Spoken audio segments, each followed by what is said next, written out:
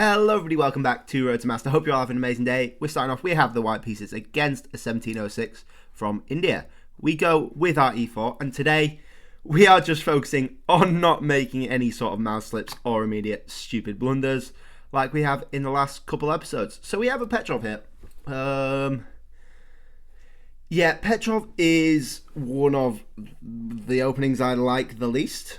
I think it's annoying to play against, but like obviously it's not that bad because it's solid, it's solid. But what I always do against the Petrov, I recommend we just play into the four knights.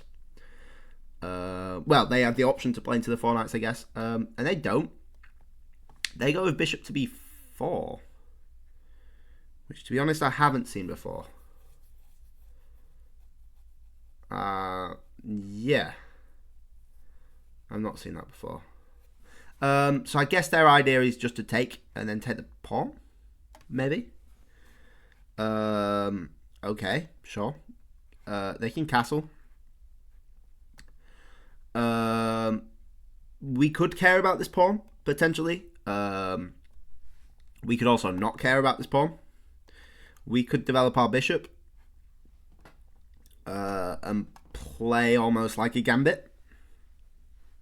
That's an option. But yeah, worst case scenario for me would be playing d3. I definitely don't want to do that one bit. A knight g5 could work. Although after knight takes pawn, bishop c4 seems like the move. Knight takes queen e2 just seems okay, to be honest. Just seems okay. If they do knight takes, we can just check first, and then after queen blocks we take, and then we're just happy. So we'll play bishop c4, and we're happy with them just taking the knight. Which way we would take, that's a different question. I reckon probably inwards rather than outwards, just so we have some pushes in the center. Yeah, and they don't go for anything. At this point now, I am happy to play d3, and this is weird. It's sort of like an Italian, really. It basically is an Italian, if you think about it. D3 is a move in the Italian. It's probably more like a Vienna, almost, actually.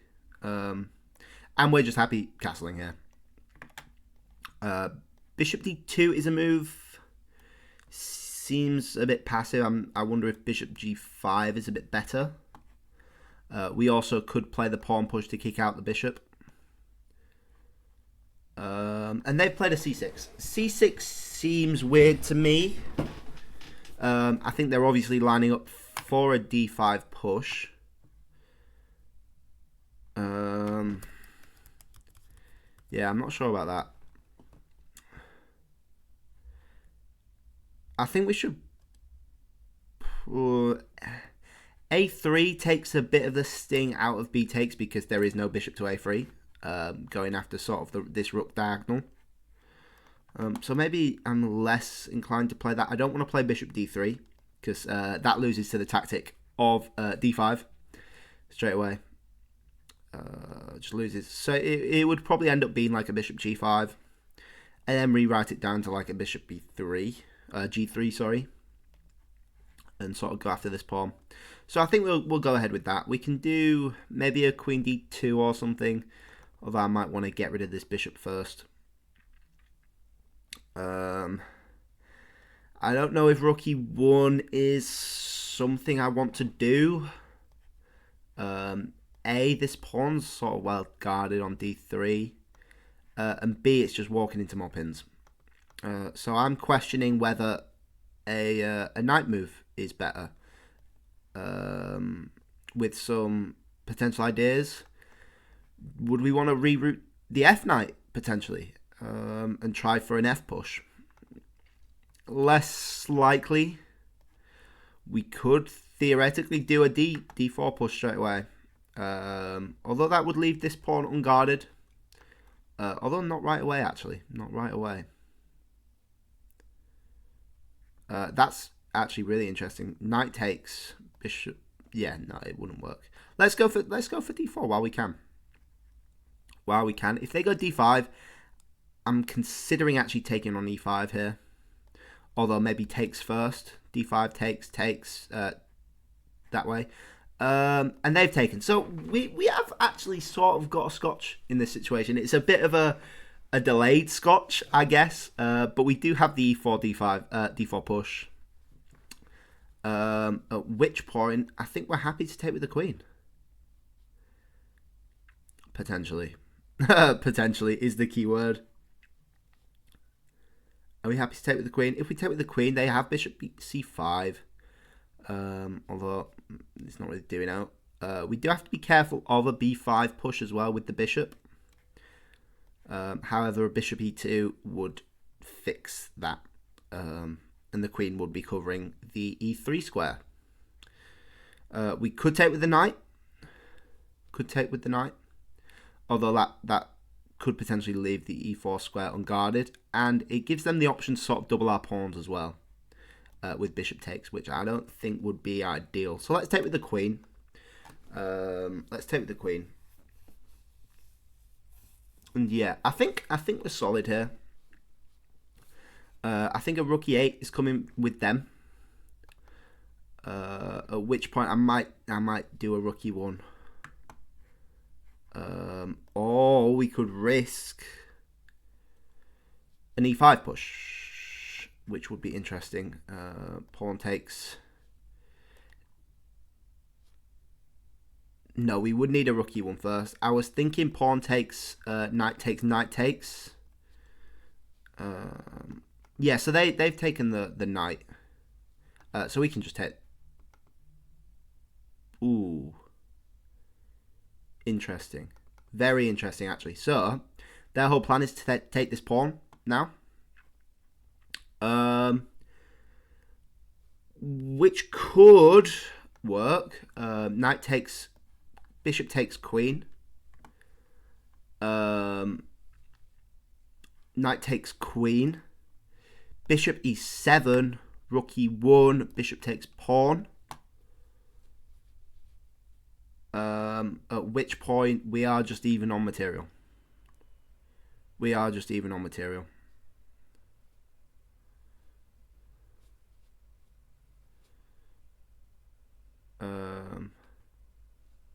Knight goes back to e1.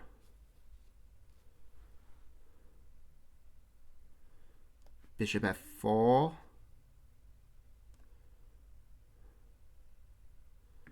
Covering the d2 square. Or we have the option of knight takes pawn, queen e3, although then we are just down a pawn for nothing, really. Or we could take with the pawn. And then we're hitting the d6 pawn. And they actually could potentially be struggling to do anything about that, to be honest. They would have to do like a... queen c7, rook d1.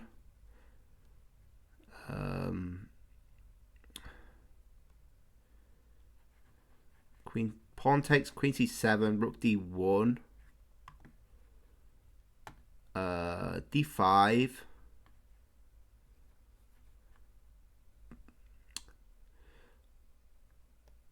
Would just win as a pawn. Push takes, knight takes, bishop takes, pawn takes. Then we lose the double pawn though. Ooh, this is interesting. I like this. Lot to think about here. And I think it determines how we play this, really. Whether we go for the trade or we go with the pawn. Doubling up the pawn in the Scotch isn't necessarily a bad thing. I mean, we get the bishop pair out of it, which could be good. And potentially we could play a c4 ourselves, stopping any d5 activity from them, leaving this with a nasty sort of semi-backwards pawn. And it leaves our queen central as well, which can only really be a good thing.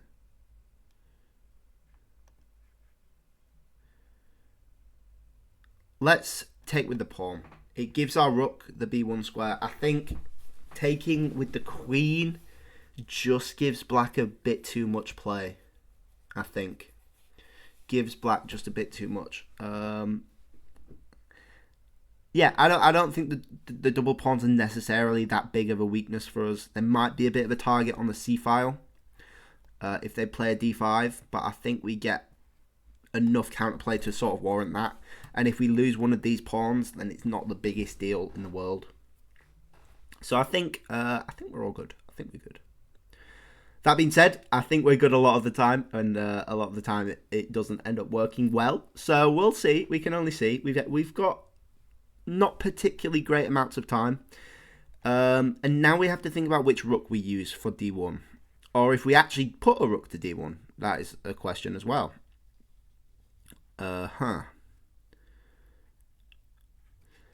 Do we want this rook to stay on b1? Is that a big threat? Is that a big thing we can infiltrate with? Or do we want the rook on e1 to cover this pawn? I would think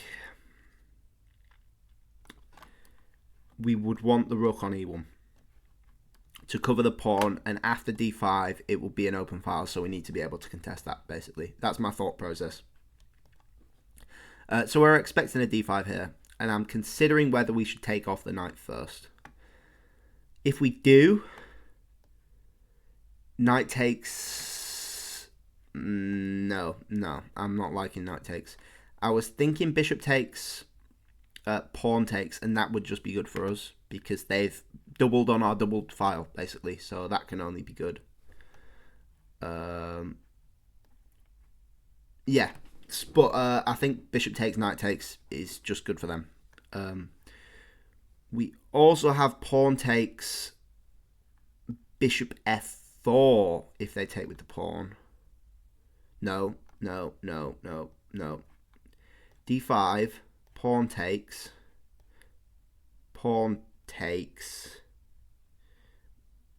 bishop back to b3 is key, I think. We could, yeah, bishop back to d3. It leaves the pawn weak anyway. The pawn's weak. We potentially have a c4 push, which could work in our favour. But I don't want to give up. The bishop pair is the best thing we've got going for us at the minute, I think. So we don't quite want to give that up just yet. And we'll just keep fighting for a bit of an advantage. They have gone there, and I don't think that's good for them at all. I think I think that's not a good move. It's letting us get our bishop to a better square, I think. We're not going to go to f4 immediately because then that gives them knight h5. Oh, actually we can. We can. Knight h5, bishop takes, and we just win. Bishop takes c5. Yeah, I mean, that just looks so good. That looks so good for us. I don't know what else they would do. Knight e5, knight takes, pawn takes, bishop takes. I think they're just losing a pawn that way. c5. We just take the pawn with the queen, and we're just good again. We have e5 after the rook moves. We're just good.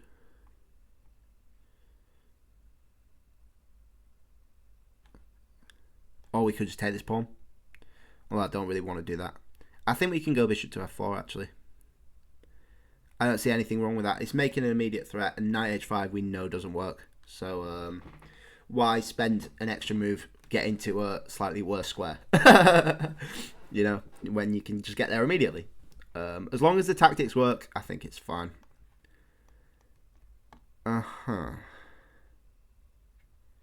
Why can't we just take this pawn? Why can't we just take the pawn? I guess the plan is rook takes, but then queen takes rook. Knight takes, bishop takes queen. We're just up a rook. Basically. I don't see why we can't take that. Queen a5. We have e5. I believe.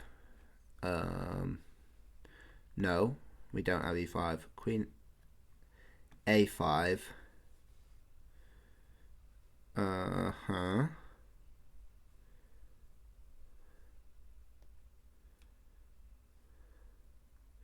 E5. Knight takes. Bishop takes. Rook takes. Knight takes. Queen takes. Yeah, we've got more pieces, so we can just take this pawn. We can just take this pawn. Absolutely nothing wrong with that. Yeah, and we just push e5. This bishop is doing an amazing job of a2, sorry. This knight can't go anywhere. And potentially we can start a kingside attack now, which is all good. Maybe we've got a bishop a4, although that seems out of the way and dangerous as well. Maybe we've got an e6. It depends where this knight goes. In fact, knight h5, queen g4 traps the knight. They can't play a g6 because queen takes g6, and then that's just over. We take the knight afterwards as well. In fact, no, we would. Yeah, queen takes g6, check. Knight h5, queen takes g6. Yes. G6, queen takes g6. King somewhere, we just take this pawn now. And if they move the knight back, then we just take the pawn anyway. Or we could go with queen check first and take the rook. It's probably better. And if... Okay, so they've gone that way. That's probably smart. I was saying if they do knight takes now. Ooh, we would have to do knight takes. Yeah, and then... Yeah, I think we would be good anyway. But they've not. They've gone back to h7, which seems like not a move they wanted to play. Let's say that. Immediately, queen f4 comes to mind with the idea of hitting f7. Now, how they stop that beats me. To be honest, beats me. I've got no clue how they stop that. I don't think they can stop that. No. That just seems winning. This bishop's doing an amazing job.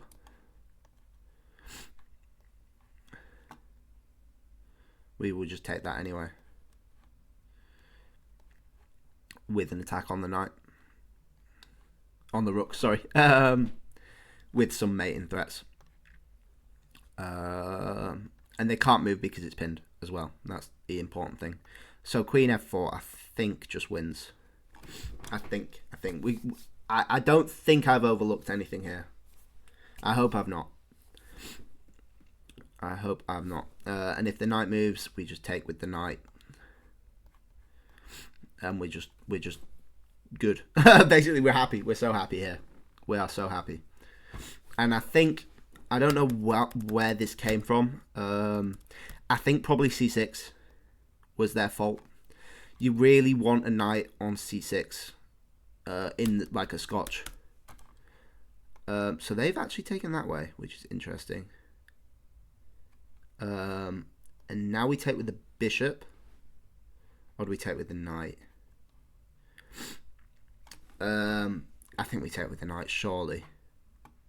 Because then we've still got threats on f7.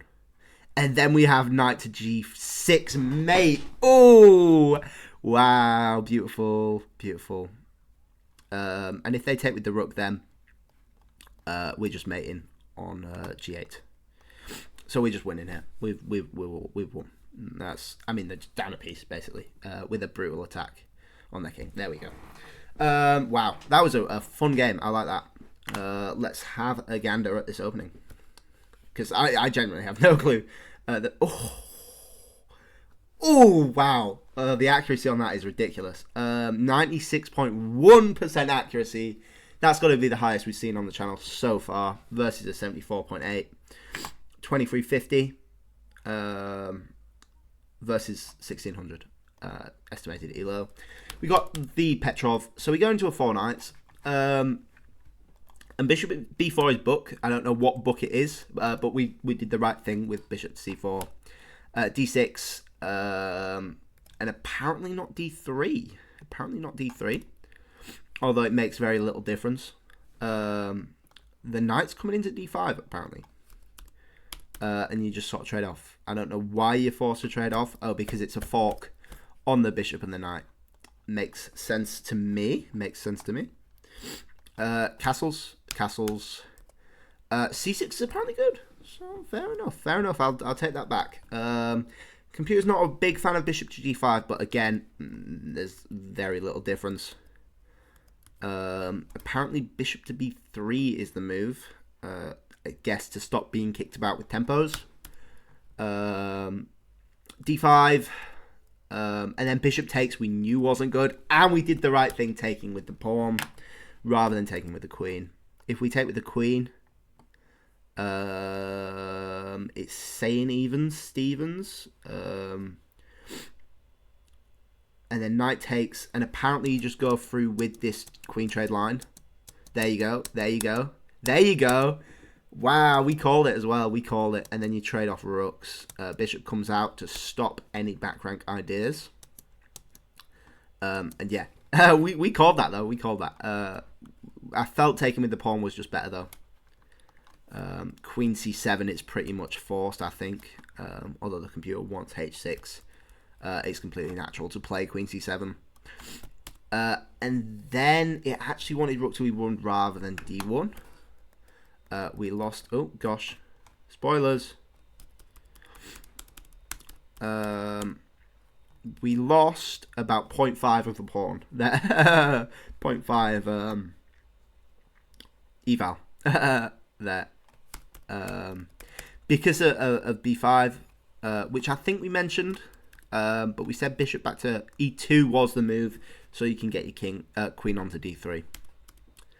And then you just sort of trade off, I guess.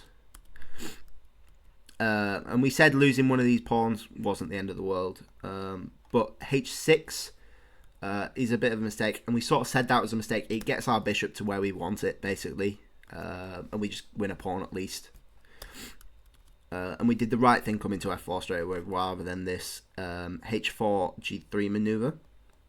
Because we called the bluff on knight h5. Bishop takes, obviously.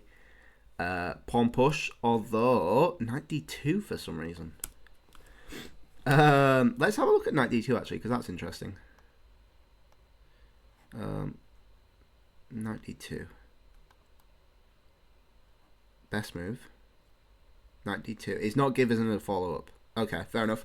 In fact, no. I'm going to find a follow-up. Knight d2. b6. Okay. That makes 0 sense. f4, I'm guessing, yeah.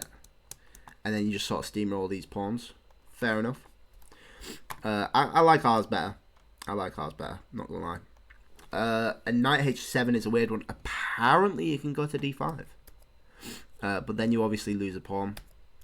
So it's 1.8 eval now.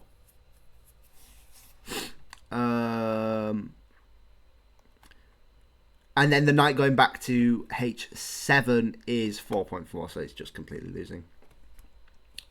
You drop bishop back to b3. I'm guessing just so you can play a c4 and then potentially even make this mega outpost with the bishop.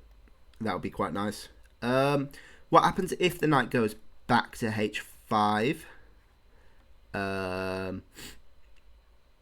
Queen h4, apparently. Huh.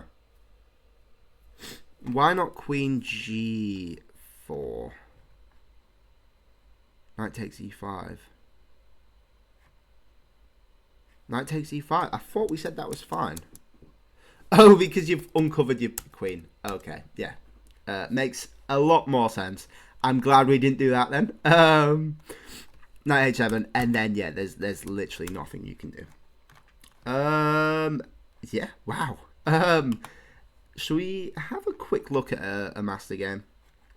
We'll have a quick look. Bishop b5. Who have we got here? A lot of draws. Volodar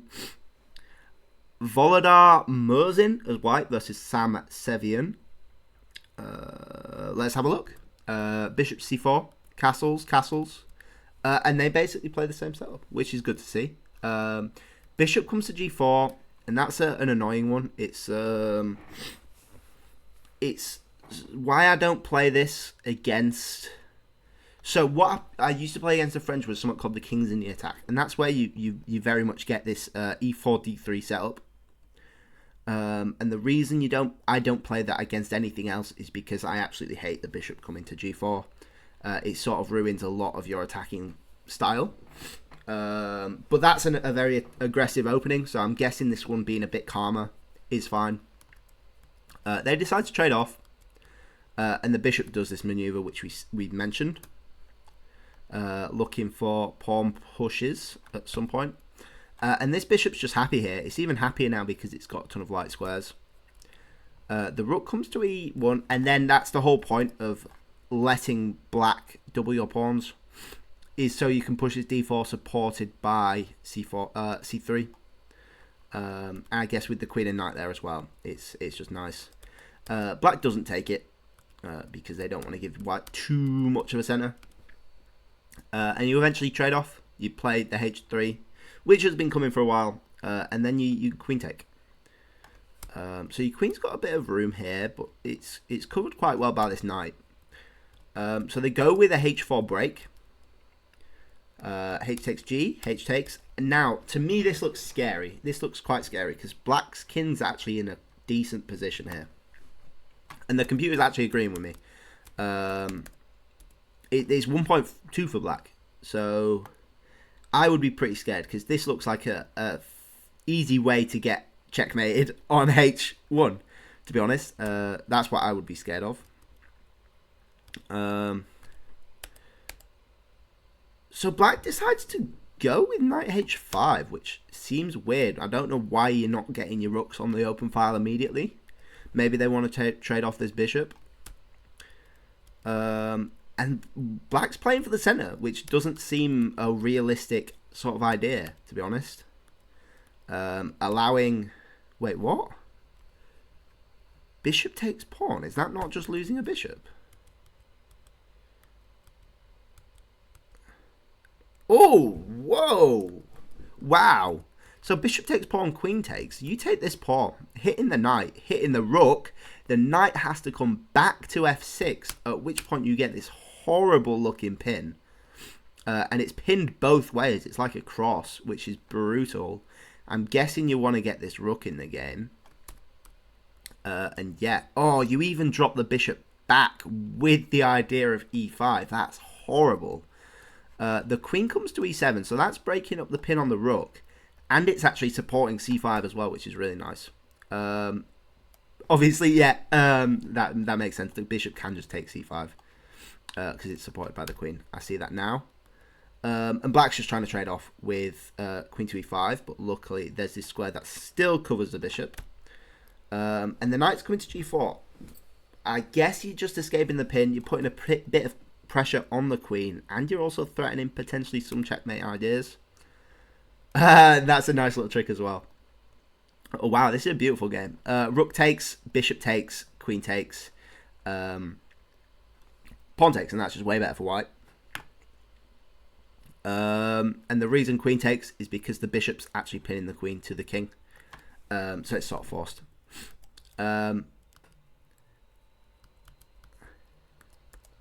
Yeah, this is just a blunder for black. I don't know if they were low on time or something. The rook's attacking the bishops, which seems logical, but the queen takes with check, and then the bishop comes to d4. So the knight is just pinned with a swift f4 follow-up. They play f3 first, actually, just to kick this knight out, and then they go f4. And then if the knight comes round, then you have a very similar problem as well. And at this point, white's... excess of pawns on the king side is just enough. They shuffle a bit, but it should just be an easy enough win for white in this situation. Black goes down the knight to get the pass pawn, and it's yeah, brutal. That's a lovely game. There's a few dirty little tricks in there. I like seeing that. I like seeing that. Yeah, this little bishop sack. Ooh, cheeky. Anyway, I think that's one of our highest accuracy games we've seen so far, which is really cool to see. And it's good to get a nice game after yesterday's. I won't talk about it anymore. But anyway, thank you all for watching. Please like if you liked. Please subscribe if you really liked. And I'll catch you guys all tomorrow. Bye bye.